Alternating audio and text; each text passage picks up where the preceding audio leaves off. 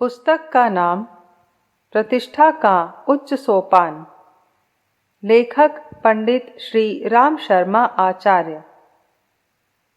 Audio 4। चौथा पाठ। बाहरी रहन सहन भी आत्मसम्मान के उपयुक्त बनाइए। ऊसर भूमि में बीज नहीं जमता क्योंकि उसमें उत्पादक शक्ति का अभाव होता है।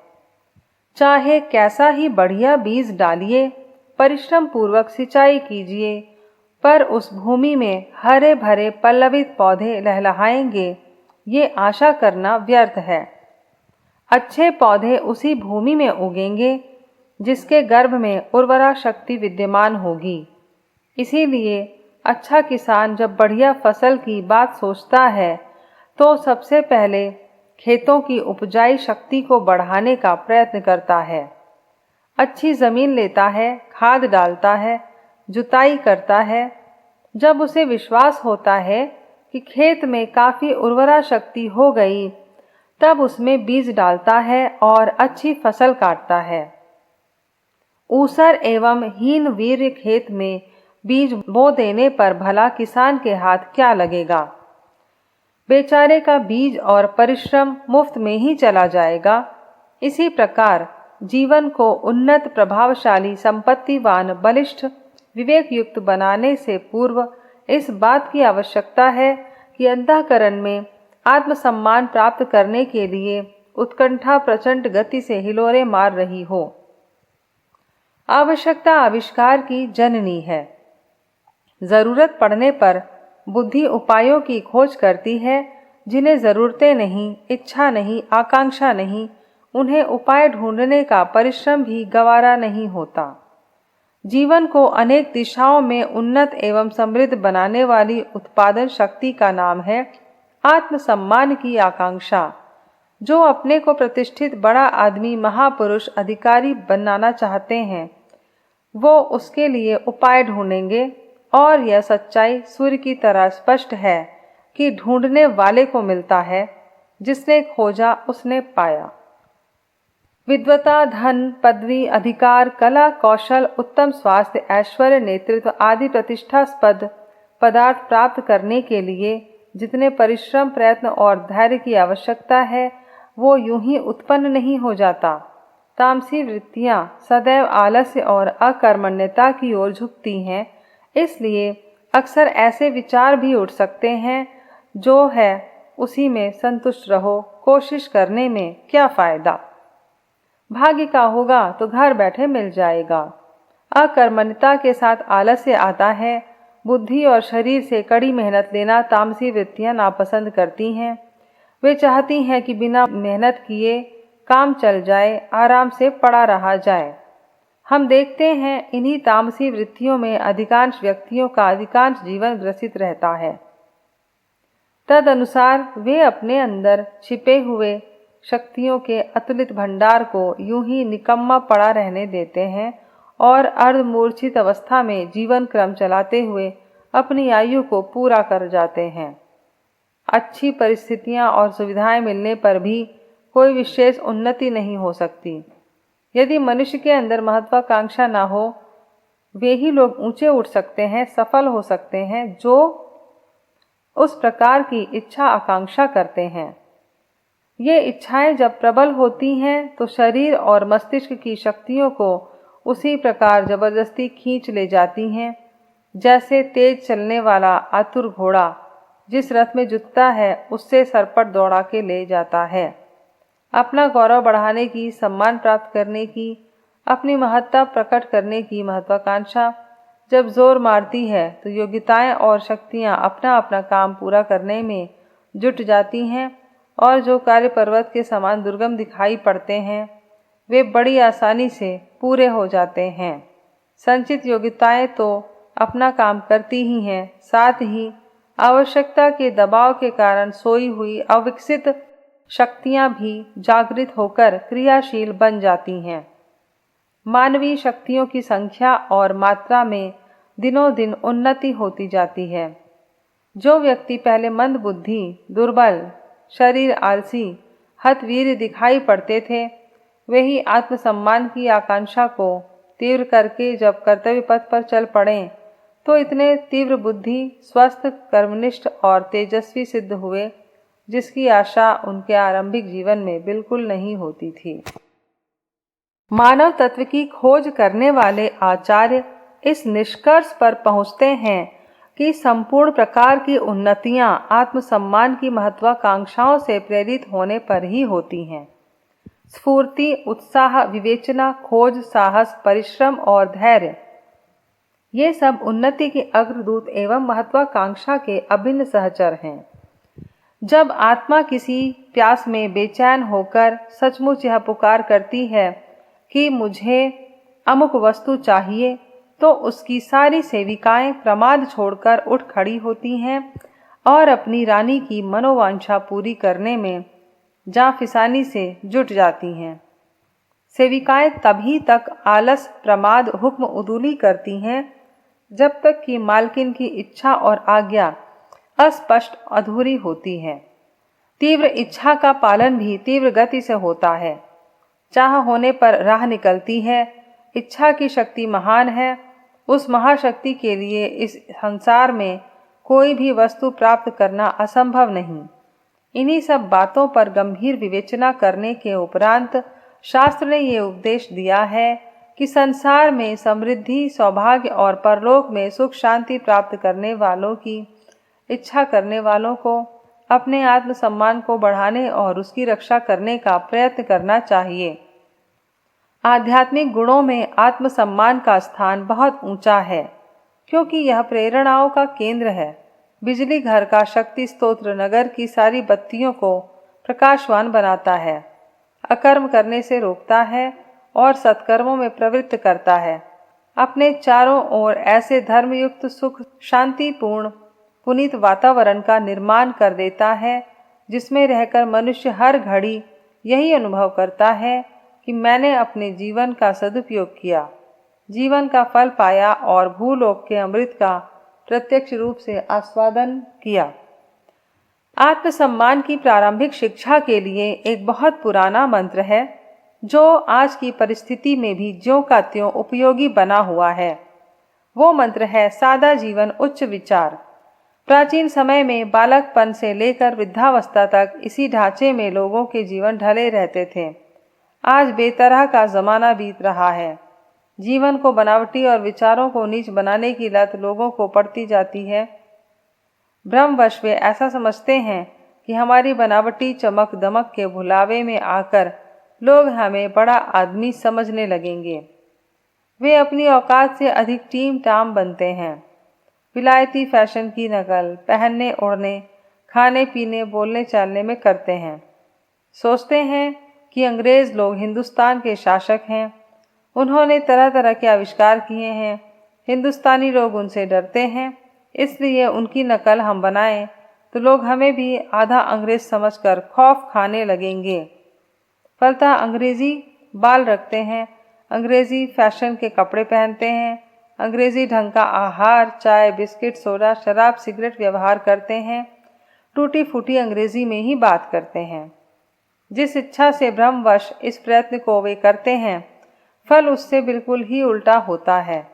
कारण है कि इस देश की गर्म आबो हवा में यूरोप के शीत प्रधान देशों की चाल ढाल बिल्कुल मौजू नहीं, वरन उल्टी हानिकारक है। इससे उनके स्वास्थ्य पर बड़ा बुरा असर पड़ता है। दूसरी बात यह है कि अनुपयुक्त और बुरे उद्देश्य से की हुई नकल सदा उपहासास्पद ही होती है। कहानी है कि एक कौवा मोर के पंख लगाकर मोर बनने लगा। इस पर मोर और कौवे दोनों उस पर क्रुद्ध हो गए और दोनों ने उसे बहिष्कृत कर दिया। राजनीतिक कारणों से बाह्यतः कोई शासक भले ही पसंद करे, लेकिन हिंदुस्तानी लोग अंग्रेजी जामे में कैसे फिरें, पर मन ही मन वे भी उनकी कायरवृत्ति पर तिरस्कार करते होंगे। वे सोचते होंगे ये लोग हमारी खुशामद के लिए ऐसे कपड़े पहनते हैं, अन्यथा यदि इन्हें हमारे सद्गुणों की नकल करनी थी तो ये नकल करते कि हम लोग यूरोप के ठंडे देशों की पोशाक इस देश में अनुपयुक्त होते हुए भी अपनी संस्कृति की रक्षा के लिए पहनते हैं और जो थोड़ी कठिनाई पड़ती है उसे भी सहन करते हैं। इसी प्रकार भारतीय लोग अपनी उस पोशाक को न छोड़ें जो उनके लिए सर्वथा उपयुक्त है और संस्कृति का चिन्ह भी है। समझदार भारतीय भी उनके इस मोर बनने के प्रयास पर हंसते हैं। इतनी खर्चीली हानिकारक फैशन बनाकर कोल साहब बनने का प्रयत्न उपहासास्पद ही तो समझा जा सकता है। आप इस निरर्थक उपहासास्पद प्रयत्नों को छोड़कर आत्मसम्मान के मार्ग पर बढ़िए। अपनी वेशभूषा में सम्मान अनुभव कीजिए। सादगी, किफायतसारी और संस्कृति रक्षा, जब तीनों ही बातों में अपनी स्वदेशी वेशभूषा में हम जाते हैं, पहनते हैं, तो फिर ऐसा पहनावा पहने ही क्यों जो कि हानिप्रद भी है और आत्मसम्मान की दृष्टि से अनावश्यक भी। आप धोती कुर्ता पहन लीजिए। यह भारतीय पोशाक है, सादगी से भरी है और अपने मन के भावों से परिपूर्ण है। सादा जीवन उच्च विचार के मंत्र से दोनों ही भावों की रक्षा स्वदेशी पोशाक पहनने से होती है। चापलूसी करने, नकलची बनने या आत्मसमर्पण करने का भाव इसमें नहीं है, वरन आत्मगौरव और देशभक्ति का पुट है। समता, नम्रता, गंभीरता, दूरदर्शिता और विचारशीलता को ये प्रकट करती है।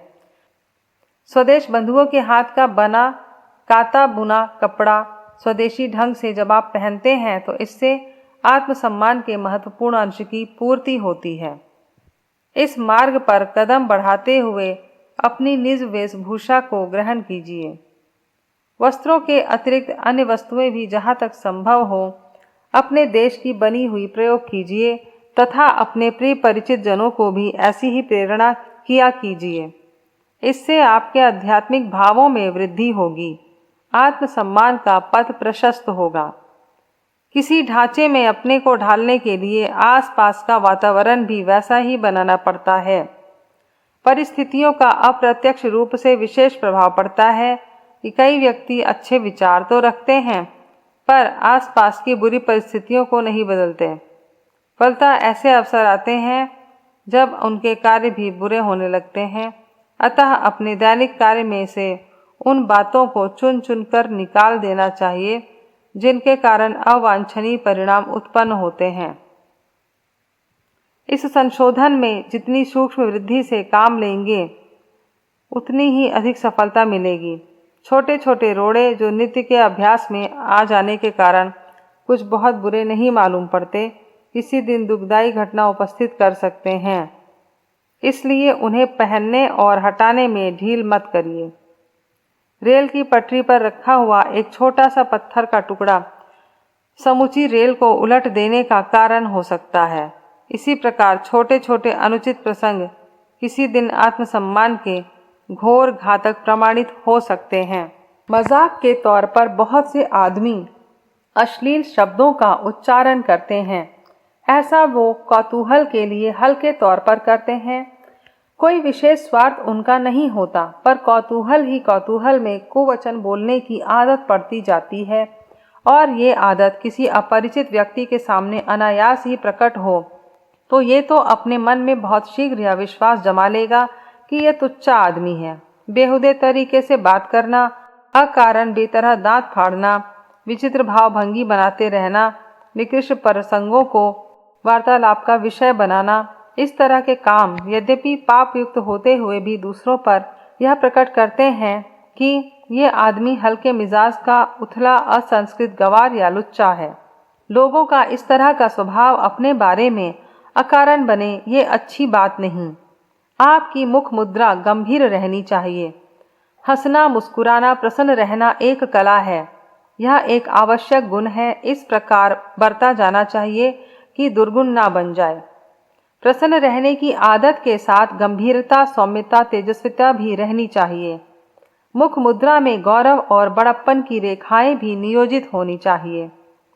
गठिया की बीमारी का इलाज करते समय कुछ दवाएं खाई जाती हैं, कुछ तेल आदि दर्द की जगह पर लगाए जाते हैं। दोनों ओर से जड़ काटने पर बीमारी अच्छी होती है। दोनों ओर से जड़ काटने पर बीमारी जल्दी अच्छी होती है। भीतरी अंतःकरण में सद्गुणों को भरते जाइए। अपनी बाहरी वेशभूषा, मुख मुद्रा, कार्यशैली तथा आदतों को भी उसी ढांचे में ढालते जाइए। ये ठीक है कि सद्गुणों के साथ बाहरी रूपरेखा बदल जाती है, पर यह भी ठीक है कि बाहरी वेश निर्माण से स्वभाव पर असाधारण प्रभाव पड़ता है।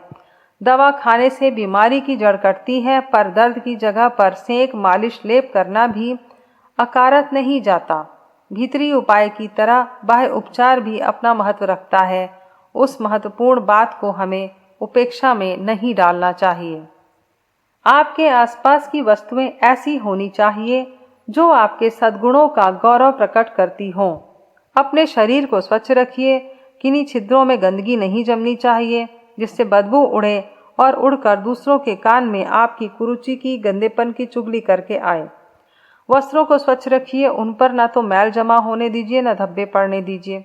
वस्त्र यद्यपि बेजुबान हैं तो भी उनके हर धागे से एक वाणी निकलती है। स्वच्छ कपड़ा अपने पहनने वालों की कोटि कोटि केंद्रों में प्रशंसा करता है, उसकी सुरुचि का बखान करता है। आप कपड़े की इज्जत रखिए, कपड़ा आपकी इज्जत रखेगा। अधिक महंगी, कीमती, विलायती, चमक दमक का कपड़ा पहनना कोई बड़प्पन नहीं। बड़प्पन है उसे स्वच्छ और निर्मल रखने में, तरतीब से यथाक्रम पहनने में। सस्ता मोटा कपड़ा हो कुछ हर्ज नहीं, फट जाने पर सी लिया गया हो कुछ भी हर्ज नहीं, बल्कि वो किफ़ायतशारी और बुद्धिमानी का चिन्ह है। हर्ज लापरवाही में है। भोजन करते वक्त दाल की बूंदें कुर्ते पर गिर पड़ें और पीला धब्बा चमकता रहे, ये बुरी बात है। रुमाल पर मुंह पोंछते वक्त पान का धब्बा लग जाए, लाल लाल दिखे, ये बुरी बात है। धोती की आधी पूंछ लटकती रहे, कुर्ते के 2 बटन टूटे हुए हों, सिलाई उधड़ गई हो, सिलवटें और ऐंठन पड़ी हो, लापरवाही से पहना गया हो, तो वो कपड़ा चाहे बहुमूल्य ही क्यों ना हो, आपकी सुस्ती, काहिली, लापरवाही की चुगली करता फिरेगा। कहते हैं कि घर का भेदी लंका ढा देता है। हो सकता है कि शरीर के साथ रहने वाला भेदी भी और कोई उपस्थिति कर दे। छोटी बातों की उपेक्षा मत कीजिए, क्योंकि छोटी छोटी वस्तुएं मिलकर ही बड़ी वस्तु का निर्माण करती हैं। दूसरे लोगों को इतनी फुर्सत नहीं है कि वो तुम्हारे गुणों को जाने, परीक्षा करें और तब कुछ धारणा बनाएं। आमतौर पर बाहरी रूपरेखा से, छोटी छोटी आदतों से, मुख मुद्रा से, पहनावा, उड़ाव और बातचीत के ढंग से उसके चरित्र, गुण और व्यक्तित्व की परख की जाती है। व्यावहारिक सावधानी में कुशल व्यक्ति साधारण सद्गुण वाला होते हुए भी विशेष सफल रहता है, जबकि बड़े बड़े प्रामाणिक व्यक्ति बाह्य रूपरेखा की लापरवाही के कारण असफल होते जाते हैं। एक प्रामाणिक व्यक्ति व्यापार से संबंध में बाहर जाता है, उसकी चाल ढाल, वेशभूषा अस्त व्यस्त लापरवाही की है। जिस दुकानदार से वो माल के संबंध में वार्तालाप करता है, उस पर सबसे पहला प्रभाव उसके बेतरतीब कपड़ों का, अस्त व्यस्त चाल ढाल का पड़ता है। दुकानदार सोचता है ये लापरवाह, अव्यवहारिक और अदूरदर्शी व्यक्ति है, इसकी कार्य व्यवस्था तथा वस्तुओं की श्रेष्ठता भी ऐसी ही होगी। ये सोचकर यह दुकानदार या तो उस व्यापारी से व्यापार नहीं करता, या करता है तो परीक्षा के लिए बहुत थोड़ा सा।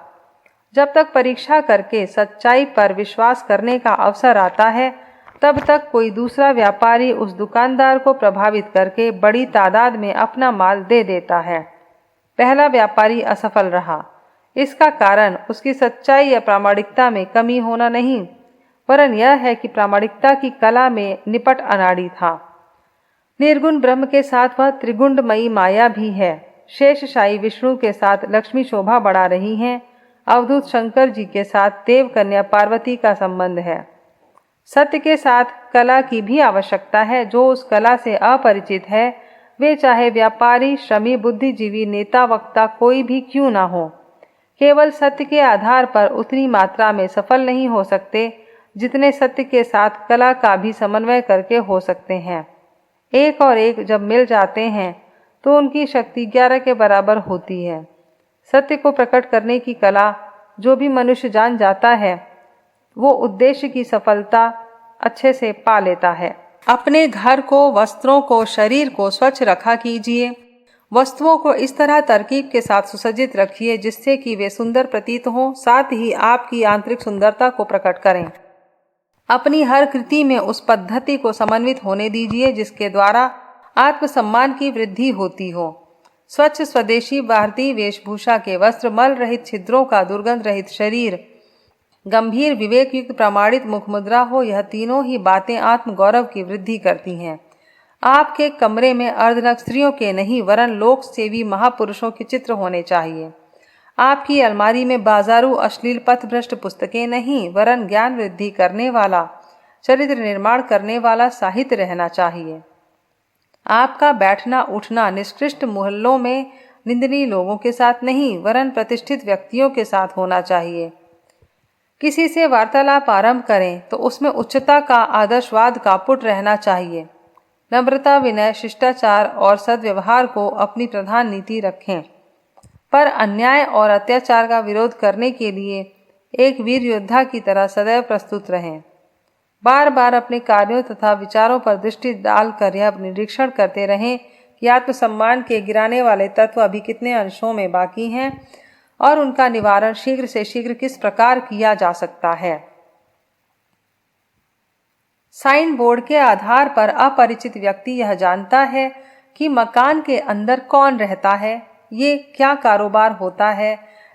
मुख मुद्रा एक प्रकार का साइन बोर्ड है जिससे प्रकट होता है कि इस देह के अंदर रहने वाला कैसा है, किस प्रकार के गुण अवगुण उसमें हैं। आप में अनेकों अच्छे गुण हैं तो भी यदि स्वभाव परिमार्जित ना हुआ, भावभंगी में मुख मुद्रा का गौरव प्रकट करने योग्य लहरें ना हुई, तो नित्य जिन परिचित अनेक व्यक्तियों के साथ व्यवहार करते हैं उन पर कोई प्रभाव अच्छा नहीं पड़ेगा। मकान के दरवाजे पर साइन बोर्ड कुछ लगा हो और भीतर काम कुछ और होता हो तो खास परिचित व्यक्तियों को छोड़कर साधारण यही समझेंगे इस मकान में वही काम होता है जिसका साइन बोर्ड लगा है। मदिरा का लेबल लगी हुई बोतल में यदि गंगा जल भरा हो तो आमतौर से उसे मदिरा ही समझा जाएगा। छानबीन करके बोतलों में भरी वस्तु को जानने की सुविधा और रुचि बहुत ही कम लोगों में होती है। साधारणतः उसी पर पूरा अधूरा विश्वास किया जाता है। आप में जब अनेकों सद्गुण का निवास है, ईमानदारी, भलमनसाहत, सभ्यता, शिष्टाचार, वीरत्व जैसी उत्तम वृत्तियों को अपने में लगातार भरते चले जा रहे हैं, तो यह भी आवश्यक है कि वैसी ही मुख मुद्रा का भ्रिकुटी विलास का निर्माण करें। जब आप मणि मुक्ताओं का व्यवहार करते हैं तो क्या हर्ज है यदि जौहरी की दुकान का साइन बोर्ड भी आपने कार्यालय के दरवाजे पर लगा दें। इससे आपको भी लाभ होगा और पहचानने वाले को भी आपके बारे में जानकारी प्राप्त करने के संबंध में आसानी होगी। आत्मसम्मान को प्राप्त करने और उनकी रक्षा के लिए प्राणपण से चेष्टा करते रहिए, क्योंकि यह बहुमूल्य संपत्ति है। पैसे की तरह यह आंख से दिखाई नहीं पड़ता और पास रखने के लिए तिजोरी की भी जरूरत नहीं पड़ती, तो भी स्पष्टता यह धन है। हम ऐसे व्यापारियों को जानते हैं जिनके पास अपनी एक पाई नहीं होने पर भी दूसरों से उधार लेकर बड़े बड़े लंबे चौड़े व्यापार कर डालते हैं, क्योंकि उनका बाजार में सम्मान है, ईमानदारी है, प्रतिष्ठा है। हम ऐसे नौकरों को जानते हैं जिन्हें मालिक अपने सगे बेटों की तरह प्यार करते हैं। उनके लिए प्रत्यक्ष अप्रत्यक्ष रूप से इतना पैसा खर्च कर देते हैं जो उनके निर्धारित वेतन से अनेकों गुना होता है। कारण यह है कि नौकर के सद्गुणों के कारण मालिक के मन में उसका सम्मान घर कर लेता है। गुरुओं के वचन को मानकर श्रद्धालु शिष्य अपना सर्वस्व देने के लिए तत्पर हो जाते हैं, अपनी जीवन दिशा बदल देते हैं, प्यारी वस्तु का त्याग कर देते हैं, राजमहल छोड़कर भिखारी बन जाते हैं। ऐसा इसलिए होता है कि शिष्य के मन में गुरु के प्रति सजग अगाध सम्मान होता है। गुरु का आत्मसम्मान शिष्य को अपना वशवर्ती बना लेता है। अदालत में किसी एक की गवाही विपक्षी 100 गवाहों की बात को रद्द कर देती है। कारण यह है कि उस गवाह की प्रतिष्ठा न्यायाधीश को प्रभावित करती है। आत्मसम्मान ऊंची कोटि का धन है। इसके द्वारा ऐसी महत्वपूर्ण लाभ हो सकते हैं जो कितना ही पैसा खर्च होने पर हो सकते थे। पैसे के द्वारा लोगों के शरीर और इच्छित भोग पदार्थ खरीदा जा सकता है, पर प्रतिष्ठा वाला असंख्य हृदयों पर बेपैसे का शासन करता है और वह शासन इतना अटूट एवं शक्तिशाली होता है कि उसके द्वारा वे वस्तुएं बिना मांगे मिल जाती हैं जिनको खरीदने के लिए प्रचुर धन की आवश्यकता होती है। आत्मसम्मान धन है। बाजार में वह पूंजी की तरह निश्चित फल देने वाला है, समाज में पूरा करने वाला है, आत्मा को पौष्टिक भोजन देने वाला है। इसलिए हम कह सकते हैं कि हे अध्यात्मवाद का आश्रय लेने वाले शूरवीर साधकों, आत्मसम्मान संपादित करो और प्रयत्नपूर्वक उसकी रक्षा करो। दुष्टों से प्रेम, दुष्टता से युद्ध का एक तत्व ज्ञानी का उपदेश है कि दुष्टों पर दया करो, किंतु दुष्टता से लड़ो मरो। दुष्ट और दुष्टता का अंतर किए बिना हम न्याय नहीं कर सकते हैं। अक्सर यही होता है कि लोग दुष्टता और दुष्ट को एक ही वस्तु मान लेते हैं और एक ही ढेले से दोनों का शिकार बना देते हैं। बीमार और बीमारी एक ही वस्तु नहीं है। जो डॉक्टर बीमारी के साथ बीमार को भी मार डालने का इलाज करता है, उसकी बुद्धि को क्या कहें। एक बंदर अपने मालिक को बहुत प्यार करता था। जब मालिक सो जाता था तो बंदर पंखा किया करता था ताकि मक्खियाँ उसे ना सताएं। जब जब वह पंखा झेलता रहता, मक्खियाँ उड़ती रहती। जैसे ही वह पंखा बंद करता, मक्खियाँ फिर मालिक के ऊपर आकर बैठती चली जाती। यह देखकर बंदर को मक्खियों पर बड़ा क्रोध आया और उसने उनको सजा देने का निश्चय किया। वह दौड़ता हुआ गया और खूंटी पर टंगी हुई तलवार उतार लाया। जैसे ही मक्खियाँ मालिक के मुंह पर बैठी, वैसे ही बंदर ने खींचकर तलवार का एक हाथ मारा। मक्खियाँ तो उड़ गईं, पर मालिक का मुंह बुरी तरह जख्मी हो गया।